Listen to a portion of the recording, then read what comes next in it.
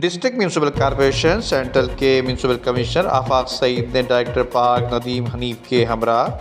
KBR میں شعدہ حق park کے کاموں کا معائنہ کیا اور اس موقع پر فاتحہ خوانی بھی کی، جبکہ اربن فارسٹ دارالسرور ناگن چورنگی کے علاقے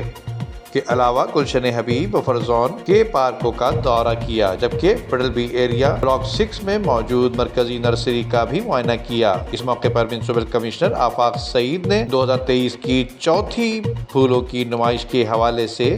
ہدایت دیتے ہوئے کہا کہ جلد از جلد مارچ کے پہلے ہفتے میں ہونے والی نمائش کی تیاریاں مکمل کی جائیں تاکہ شہریوں کو ایک خوشگوار ماحول فراہم ہو سکے۔ ان کا کہنا تھا کہ DMC سینٹرل اپنا